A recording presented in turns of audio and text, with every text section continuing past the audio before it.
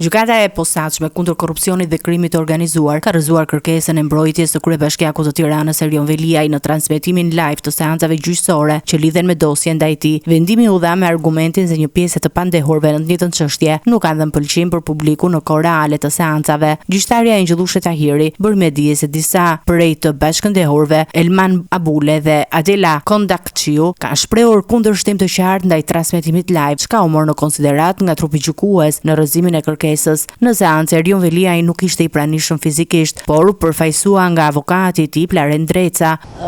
Zotit Veliaj janë vënë fizikisht disa prej materialeve, e ka konstatuar edhe gjykata edhe prokuroria që zotit Veliaj i mungoi 24 fashikuj. Përsëri ky fakt u relativizua, pavarësisht se vetë gjykata ka marrë vendim për të njohur me gjitha aktet, 24 fashikuj zoti Veliaj nuk i ka. Njëkohësisht zoti Veliaj nuk ka asnjë provë digjitale. Pra zoti Veliaj nuk ka as mundësinë, po as nuk i ka që fizikisht prova digjitale, të cilat ka të drejtën kushtetuese t'i lexojë, t'i dëgjojë dhe t'i verifikojë, ashtu siç edhe mbrojtja e tij. As mbrojtja nuk i ka, as zoti Veliaj nuk i ka. Ky nxitimi për të vijuar një proces, ndërkohë që nuk janë garantuar element thelbësor dhe bazik të një procesi rregullor, unë mendoj që ekspozon vetëm ata që marrin vendimar. Nga ana e tij, prokurori i Spakut Altin Dumani u shpreh se institucioni i akuzës nuk ka asnjë kundërshtim parimor ndaj transmetimit live të seancave, por theksoi se duhet të ruhet integriteti i procesit dhe mbrojtja e dëshmitarëve. Në të njëjtën seancë, mbrojtja e Veliajt të ngriti edhe shqetësime mbi administrimin e provave, duke deklaruar se të paktën 35 fashikuj ndodhen materiale digjitale që sipas tyre nuk janë hapur dhe nuk janë analizuar nga gjykata e seancës paraprake. Avokati kërkoi gjithashtu që këto prova të vijnë në dispozicion të plotë dhe të bëhet skanimi i të gjithë dosjes hetimore. Po ashtu,